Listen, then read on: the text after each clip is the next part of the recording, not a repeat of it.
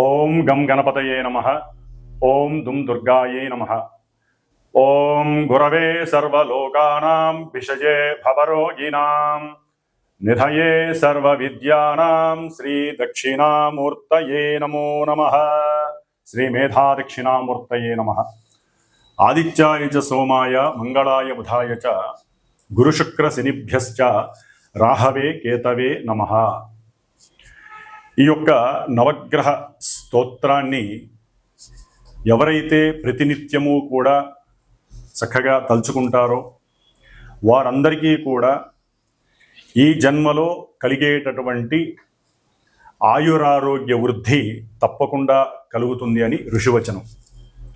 ముఖ్యంగా ఈ వైశాఖ మాసంలో మే 15వ తేదీ నుండి మరలా జూన్ 15వ తేదీ వరకు కూడా మనకి ప్రతి నెల కూడా ఎప్పుడెప్పుడు సూర్యుడు తన యొక్క రాశి ప్రవేశాన్ని మార్చుకుని ఏ ఏ రాశుల వారికి ఏ ఏ విధమైనటువంటి శుభ ఫలితాలను ఇస్తాడో అని ఎదురు చూస్తూ ఉంటారు ప్రేక్షకులందరూ కూడా. నవగ్రహ ప్రేక్షకులు అంటే నవగ్రహాలని చాలా మనస్ఫూర్తిగా స్వీకరించి వారి యొక్క మనసుని ఆ గ్రహ పేరితం ద్వారా పిన్ టు పిన్ పాయింట్ని అనుసరిస్తూ వెళ్ళేటటువంటి వారందరికీ కూడా ఈ నెలంతా కూడా శుభప్రదంగా ఉండాలని కోరుకుంటూ, మరి మార్చి 30 నుండి జరిగినటువంటి కొన్ని గ్రహస్థితుల యొక్క కలయికల వలనే మనకి దేశవ్యాప్తంగా అట్లాగే ప్రపంచవ్యాప్తంగా ఎన్నో రకాలైనటువంటి సిచ్యువేషన్స్ మనం గమనిస్తూనే ఉన్నాం. అది ఈ క్షణము ఈ రోజుకు కూడా ఏం జరుగుతుందో మీ అందరికీ చెప్పచ్చు. ఇవన్నీ కూడా 6 నెలల నుండి జ్యోతిష్కులందరూ కూడా చక్కగా వారికి ఉన్నటువంటి జ్ఞానంతో ప్రబోధిస్తూనే ఉన్నారు. కొంతమంది కొట్టిబారేశారు, కొంతమంది నమ్మారు. నమ్మినా కొట్టిబారేసిన గ్రహాలు ఇచ్చేటటువంటి పరిస్థితుల్ని వాటి నుండి తప్పించుకునే ప్రయత్నాన్ని మనం చేయలేం. కానీ ఒక్క దైవ ఉపాసన ద్వారా మాత్రమే ఎవరికి వారం కాపాడుకునేటటువంటి శక్తిని భగవంతుడు మనకు ప్రసాదించాడు. మరి ఈ సూర్య భగవానుడు అట్లాగే ఈ నెల అంటే ఈ నెలలో మే 14వ తారీఖు మధ్యాహ్నం నుండి కూడా మరి దేవతలందరికీ గురువైనటువంటి ఆ బృహస్పతి వృషభ రాశిలో నుండి మిథున రాశిలోకి సంచరిస్తుంటే ఈ గ్రహాలన్నిటినీ తిప్పేటటువంటి సూర్య భగవానుడు మేషరాశి నుంచి వృషభ రాశిలోకి తన యొక్క సంచారాన్ని మే 15వ తారీఖున చక్కగా వృషభ సంక్రమణం ద్వారా మనందరికీ కూడా ఆయన యొక్క సూర్యకిరణాల ద్వారా ఆయుష్ని, ధనాన్ని, మేధస్సుని ప్రసాదిస్తున్నాడు.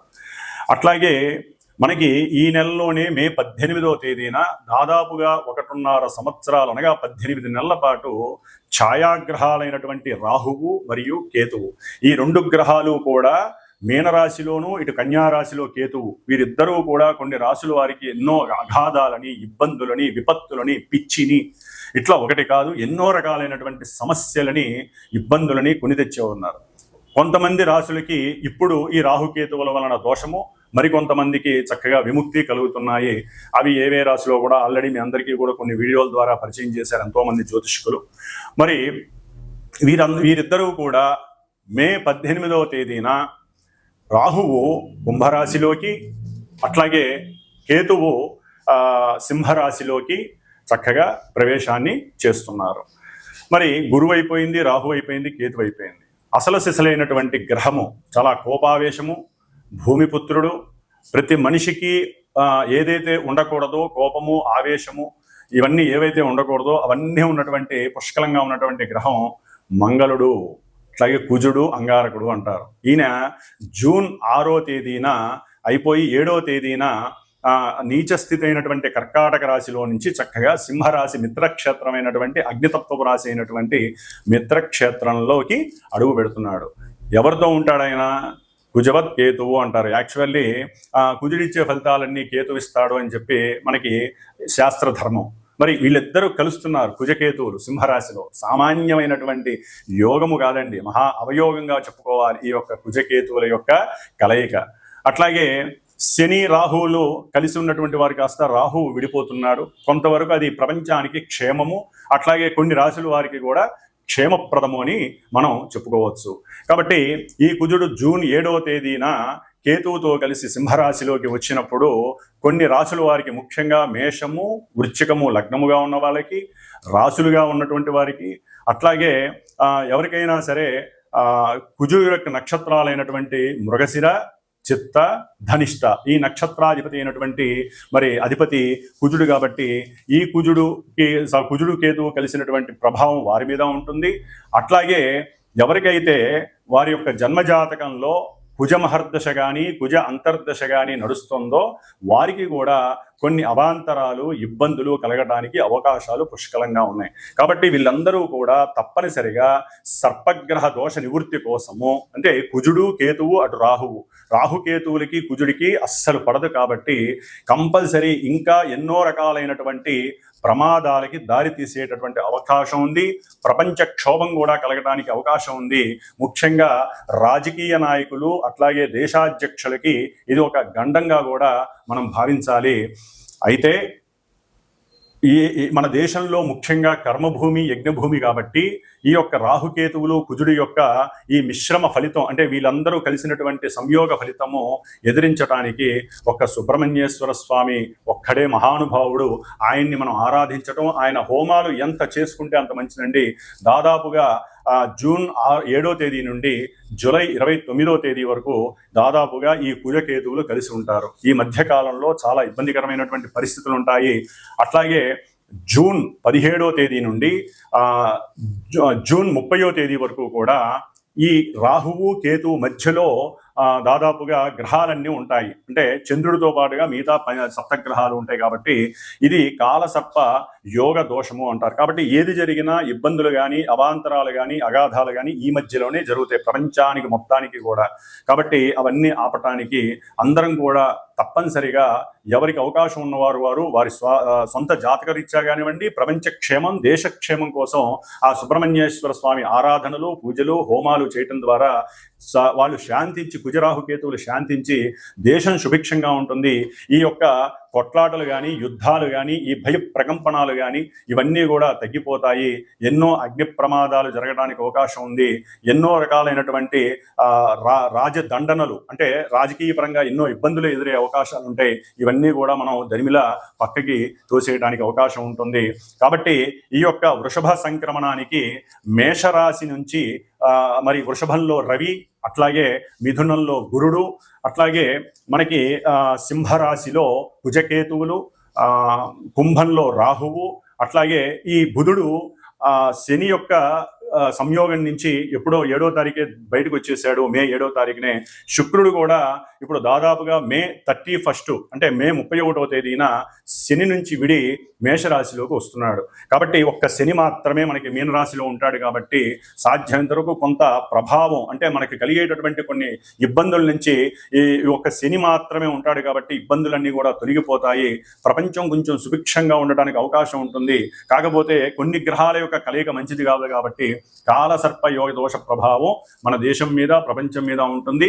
పర్సనల్ వ్యక్తిత్వ జాతకాల మీద కూడా ఉంటుంది. కాబట్టి అందరూ కూడా తమ యొక్క వ్యక్తిగత జాతకాలని చక్కగా గురువుల ద్వారా చూపించుకొని తగినటువంటి సుబ్రహ్మణ్య హోమాలు కానివ్వండి, అట్లాగే కుజరాహు కేతువులకి కంపల్సరీ తప్పనిసరిగా జపాదులు, దానాదులు, హోమాదులు చేయించుకోవాలి. ఇలా చేయించుకోవటం వలన చాలా ఉపశమనం కలుగుతుంది. కాబట్టి మరి ఏ రాశుల వారికి, మేషాది పర్యంతం మీనరాశి వరకు ఏ రాశుల వారికి ఈ గ్రహాలు ఈ స్థానాల్లో ఉండటం ద్వారా ఏ ఫలితాలు కలుగుతాయి, ఏ ఆనందాలు కలుగుతాయి, ఇబ్బందులు కలుగుతాయి అనేటటువంటి విషయ పరిజ్ఞానాన్ని మనం ఈ యొక్క వృషభ సంక్రమణంలో తెలుసుకుందాం. ఓం గం గణపతయే నమః. ఓం దుం దుర్గాయే నమః. వీక్షించేటటువంటి అందరికీ కూడా ఒక శుభార్థమై ఒక విషయాన్ని తెలియచేయాలనే ఉద్దేశంతో ముఖ్యంగా ఈ యొక్క అంతరిక్షంలో గ్రహాలను వేధించేటటువంటి రాహుకేతువులు ఈ యొక్క మే 18వ తేదీన కుంభరాశిలోకి రాహువు, సింహరాశిలోకి కేతువు ప్రవేశిస్తూ జూన్ 7వ తేదీ నుండి జూలై 29వ తేదీ వరకు కుజుడు కేతువుతో కలిసి ఇక్కడ కుజకేతు రాహు యొక్క ప్రభావం ముఖ్యంగా అన్నదమ్ముల యొక్క విషయపరంగా కానివ్వండి, లేకపోతే కొంతమంది రాసుల వారికి వారి యొక్క భావాల రీత్యా సంతానం మీద, ముఖ్యంగా ఈ యొక్క కుజకేతు రాహు యొక్క ప్రభావం సత్సంతానం మీద, కోపావేశాలు ఎక్కువగా ఉన్నటువంటి వారి గురించి, అట్లాగే సంతాన ప్రాప్తి గురించి, ఉద్యోగ విషయం, లేకపోతే రియల్ ఎస్టేట్స్కి సంబంధించిన వాళ్ళకి, లేకపోతే మిలిటరీ పోలీస్ వ్యవస్థల్లో పనిచేసేటటువంటి ఎవరైనా సరే ఉద్యోగస్తులకు కానివ్వండి, అట్లాగే క్షురకర్మలు అంటే ఎవరైతే ఈ బ్యూటీషియన్స్, మెన్స్ ఫర్ సెలూన్ అని ఉంటాయి వారికి కానివ్వండి, అట్లాగే శస్త్రచికిత్సలు చేసేటటువంటి డాక్టర్లకు సంబంధించి, అన్నదమ్ముల సమస్యలు ఉన్నటువంటి వారు, పిత్రార్జితం మాత్రార్జితం ఉన్నటువంటి వారికి, ముఖ్యంగా జాతకంలో కూడా కాలసర్ప యోగ దోషం, వివాహం కానటువంటి యువతీ యువకులు ఎవరికైనా సరే సౌభాగ్య దోషం ఉన్నటువంటి వారికి, ఈ కుజుడి వలన ఎవరైతే ఇబ్బందులు పడుతున్నారో వివాహం కానటువంటి వారు కానివ్వండి, అట్లాగే ఉగ్రంతో ఎప్పుడూ కోపము ఆవేశంతో ఉన్నటువంటి వారు, కొట్లాటికి దిగేటటువంటి వారు, వీరందరికీ కూడా కొంచెం ఇబ్బందికరమైనటువంటి పరిస్థితులు కలుగుతున్నాయి. కాబట్టి ఈ కుజరాహు కేతువుల యొక్క సమన్వయం గురించి ఈ 41 రోజులు శ్రీమాత జ్యోతిషాలయ పీఠం, మా యొక్క పీఠంలో ఈ యొక్క కుజరాహు కేతువులకి జపం ఆచరిస్తూ, నిత్యము కూడా 6 సార్లు సర్పసూక్త జపాన్ని ఆచరిస్తూ వీరి యొక్క ఉపశమనార్థమై ఈ 41 రోజుల్లో తమిళనాడులో ఉన్నటువంటి 6 క్షేత్రాలు, సుబ్రహ్మణ్య క్షేత్రాలు దర్శనం చేసుకొని, ఎవరైతే గోత్రనామాదులు ఇచ్చి వారి యొక్క పేరు నమోదు చేసుకుంటారో వారందరి పేర్ల మీద ఆ యొక్క క్షేత్రాలకు వెళ్ళినప్పుడు ఈ గ్రహాలకు సంబంధించి జపము, అట్లాగే సర్పసూక్త జపాన్ని ఆచరించి చివర్లో ఇక్కడ సుబ్రహ్మణ్య పాశుపత హోమాన్ని, నవగ్రహ హోమంతో పాటుగా సుబ్రహ్మణ్య పాశుపత హోమం అనేటటువంటిది ఏర్పాటు చేసి ఆ యొక్క భస్మాన్ని, ఆ యొక్క కంకణాలు ఏదైతే వెళ్ళొస్తామో ఆ 6 క్షేత్రాల్లో పూజ చేయించినటువంటి కంకణాన్ని కూడా మీకు అందజేసేటటువంటి ప్రయత్నము నేను చేస్తాను. కాబట్టి జూన్ 7వ తేదీ నుండి జూలై 29వ తేదీ 41 రోజులు కూడా ఈ యొక్క కుజరాహు కేతువుల యొక్క దోష పరిహారార్థమై కొంతమంది ముఖ్యంగా మేషరాశి, వృషభ రాశి, కర్కాటక, సింహ, కన్యా, అట్లాగే మకర, కుంభరాశి వారు, ఈ రాశుల వారు దయచేసి సంప్రదించండి. మీకు సంబంధించినటువంటి గోత్ర నామాదులు, మీ యొక్క నక్షత్రాదులు, అట్లాగే మీకు నడుస్తున్నటువంటి దశ అంతర్దశలు ఎవరైనా కుజరాహు కేతువుల దశలు ఉన్నట్లయితే తప్పనిసరిగా నన్ను సంప్రదించండి. దానికి తగ్గ పరిహారాన్ని ఆచరించండి. వృషభ రాశి వారికి మే 15వ తేదీ నుండి జూన్ 15వ తేదీ వరకు కూడా సూర్యుడు సొంత రాశిలో ఉండటం వలన ఆర్థికపరమైనటువంటి విషయాలలో కొంత ఎన్నో పరిస్థితులు, ప్రతికూలమైనటువంటి పరిస్థితులు ఎదురయ్యే అవకాశాలు ఉంటాయి. అనుకున్నటువంటి సమయంలో ఎవరైనా బంధువులకి గనక ధనము ఇచ్చుంటే వారి నుంచి రాకపోగా వారి నుంచి మాట పడేటటువంటి పరిస్థితి ఎదురవటం, దాని ద్వారా మీరు లేనిపోని తలకాయ నొప్పి పెట్టుకున్నానరా నాయన అని చెప్పి బాధపడటం, అట్లాగే ముఖ్యంగా తండ్రి తరపు బంధువులకి ధనం ఇవ్వటం ద్వారా మధ్యలో తండ్రి ఇంటర్ఫీర్ అవ్వటం, ఆయనతో కొంత మాట పెరిగి చివరికి బంధువుల వలన సమస్యలు తండ్రి కొడుకుల మధ్య, అది ఎవరైనా కావచ్చు, తండ్రి అయితే జాతకరీత్యా లేకపోతే కొడుకైతే, వారిరువురు మధ్య అనుసంధానం తగ్గుతుంది. కాబట్టి ఎప్పుడూ కూడా తండ్రి కొడుకుల బంధం చాలా చాలా గొప్పది. వేరే వాళ్ళ గురించి ఎప్పుడూ కూడా తండ్రి కొడుకులు గొడవ పడకూడదు. అనుకూలంగా కుటుంబంలో గనక అనుకూలమైనటువంటి పరిస్థితులు మనం క్రియేట్ చేసుకున్నట్లయితే ఎటువంటి పరిస్థితులు మనకి ఎదురొచ్చినా సరే ఎదుర్కొనే స్వభావం మనకు ఉంటుంది. ముఖ్యంగా మీరు ఏదైనా వ్యాపార నిమిత్తమై తండ్రి కానీ కొడుకు కానీ ఎవరో ఒకళ్ళు ఈ వృషభ రాశి వారు ధనం మాత్రం అంతర్గతంగా తెలియకుండా ఎవరికైనా సరే పెట్టి ఉన్నట్లయితే అది నష్టపోయే పరిస్థితులు ఎదురవుతాయి. జాగ్రత్తగా ఉండాలి. పైత్య ప్రకోపం ద్వారా, సరైనటువంటి తిండి సమయానికి తినకపోవడం ద్వారా, ఇంట్లో బయట తిండ్లు తినడం ద్వారా, లేకపోతే స్నేహితులతో కానీ కొత్తగా పరిచయం అయ్యారని అక్కడికి పోయి భోజనశాలల్లో ఇక్కడ తినటం వలన ఇబ్బందులు ఎదురయ్యే అవకాశం ఉంటుంది. ఎందుకంటే వృషభ రాశి వారికి బ్రహ్మాండంగా ఉందనేది తర్వాత విషయం, కొన్ని గ్రహాల వలన కలిగేటటువంటి పరిస్థితులు. కానీ ఇప్పుడు అసలైనటువంటి మహారాజు అయినటువంటి కుజుడు అంటే క్షత్రియులకి, అట్లాగే ముఖ్యంగా మిలిటరీ వాళ్ళకి, పోలీసులకి ఇది ఒక రకమైనటువంటి పరీక్షా కాలంగా చెప్పుకోవచ్చు వృషభ రాశి వారికి. ఎందుకంటే చతుర్థ స్థానంలోకి ఈ కుజుడు కేతువుతో కలిసి ఉండటం అనేటటువంటిది చాలా కష్టమైనటువంటి పరిస్థితి. వీరు ఇంటికి వద్దాం అనుకుంటారు దూరం నుంచి, కానీ రాలేని పరిస్థితి. ముఖ్యంగా విద్యార్థులకి ఇది కొంత ఇబ్బందికరమైనటువంటి పరిస్థితి. వారు అనుకున్నటువంటి విద్యలో రాణింపు సాగకపోగా రాసినటువంటి ప్రతి ఎగ్జామ్స్లో ఏదో ఒక ఎదురు చుక్క అంటే ఎదురయ్యేటటువంటి పరిస్థితుల వలన గృహంలో వీరికి అట్లాగే తల్లి అంటే గబాలన తల్లులు అరుస్తూ ఉంటారు. తొందరపడే ఆ పనులు చేయకండి.